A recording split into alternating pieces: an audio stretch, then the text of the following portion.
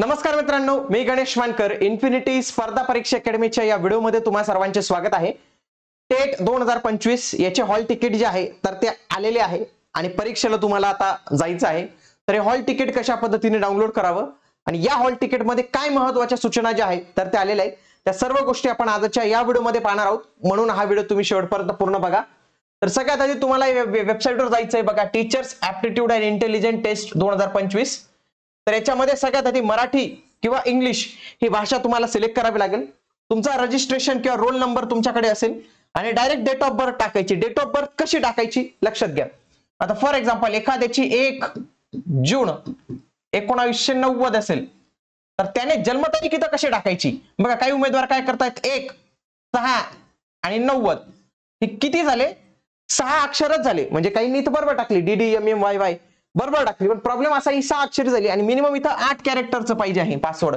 तर तो 8 कॅरेक्टरचा पासवर्ड कसा जनरेट केला जातो बघा.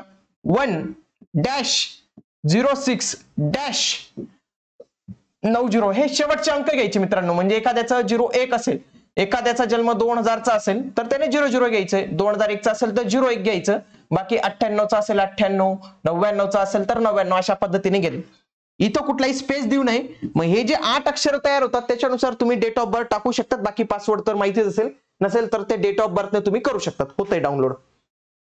कॅप्चा कोड टाकायचा आणि त्याच्यानंतर डायरेक्टली तुम्हाला हॉल तिकीट ओपन होतो. याच्यात हॉल तिकीट ओपन झाल्यानंतर इथं बघा क्लिक टू प्रिंट याच्यावर क्लिक करून तुम्ही तुमचं हॉल तिकीट जे आहे तर ते प्रिंट करून घेणे. बघा इथं सगळ्यात आधी तुमचा परीक्षार्थी युजर आयडी असतो तो चेक करून घ्या. पासवर्ड असतो. इथं तुमची कॅटेगरी व्यवस्थित आलेली आहे का ती पुन्हा चेक करून घ्या. पुन्हा इथं तुमचं नाव असेल आणि तुमचा पत्ता असेल. इथं सगळ्यात महत्वाचं तुम्हाला दिसणार आहे तो म्हणजे तुमचा रिपोर्टिंग टाइम आणि परीक्षा कधी असणार आहे. फॉर एक्झाम्पल या व्यक्तींची परीक्षा कधी आहे, 29/5 ला आहे आणि रिपोर्टिंग टायमिंग सकाळी 8 चा दिलेला आहे. म्हणजे सकाळी 8 ला त्याला तिथं उपस्थित राहायचं. परीक्षा कुठं होणार आहे तर ते पण आहे बघा. इथं परीक्षेचे स्थळ जे आहे तर ते पण इथं दिलेलं आहे. परीक्षा केंद्राचा संकेतांक इथं दिलेला आहे. इथं 2 फोटो असतात, एक तुमचा कॅप्चर फोटो, एक असतो लाईव्ह फोटो. आणि तसाच पद्धतीचा एक फोटो तुम्हाला तिथं चिपकावा लागतो आणि त्याच्यावर तुम्हाला हाफ साईन इथं करावी लागते. ओके,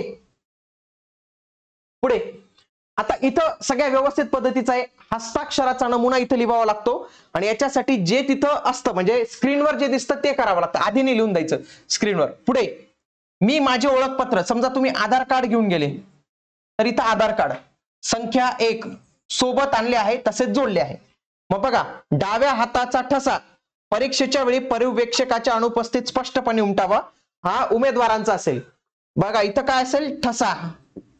इथं असणार आहे तुमची स्वाक्षरी, पर्यवेक्षकाच्या समोर इथं करायला लावलेली आणि इथं असेल तुमच्या पर्यवेक्षकाची स्वाक्षरी, पर्यवेक्षकाची सही. या 3 गोष्टी तुमच्या हॉल तिकीटवर आहेत का व्यवस्थित पद्धतीने बघून घ्यायच्या, नंतर ते तिथं करायचे आहेत. बघा ठसा, स्वाक्षरी आणि पर्यवेक्षकाची सही. पुढे इथं वेगवेगळ्या सूचना ज्या आहेत तर तुम्हाला दिलेल्या आहेत. तुमचं हॉल तिकीट डाउनलोड करून या सर्व सूचनांचं एकदा तुम्ही व्यवस्थित पद्धतीने वाचन जे आहे तर ते करून घेतलं पाहिजे. इथं फार महत्वाचं आहे.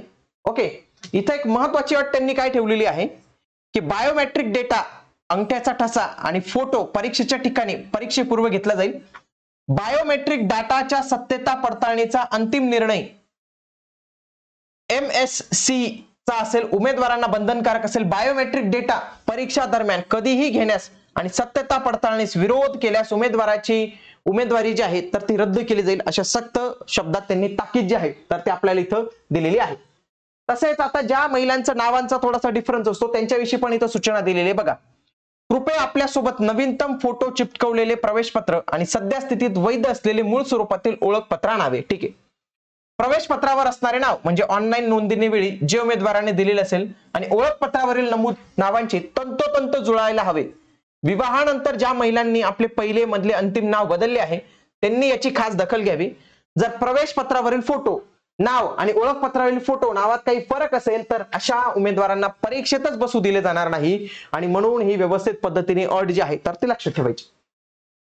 ज्या उमेदवारांनी नावात बदल केला असेल अशा उमेदवारांनी राजपत्रित अधिसूचना, विवाह प्रमाणपत्र, शपथपत्र उपस्थित केले तरच त्यांना बसण्यास तिथं अनुमती जी आहे तर ते दिली जाणार आहे. ही महत्त्वपूर्ण अट आहे त्या महिलांसाठी किंवा ज्या उमेदवारांसाठी ज्यांच्या नावात जो आहे तर तो प्रामुख्याने बदल आपल्याला दिसतो.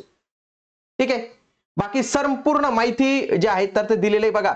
उमेदवाराने सोबत काय आणायचं, इथं बॉल पेन सांगितलेलं आहे. बॉल पेन तुम्हाला तिथं घेऊनच जायचंय, पेन तुमचा घेऊन जायचं. ते पेन जे आहे तर तो तुम्हाला इथं देणार नाही. तसेच इतरही काही त्यांनी अटी ठेवलेल्या आहेत, तर त्या देखील तुम्ही व्यवस्थित पद्धतीने रीड करून घेणे. अशाच माहितीपूर्ण व्हिडिओसाठी इन्फिनिटी स्पर्धा परीक्षा अकॅडमी या युट्यूब चॅनलला जरूर सबस्क्राईब करून ठेवा.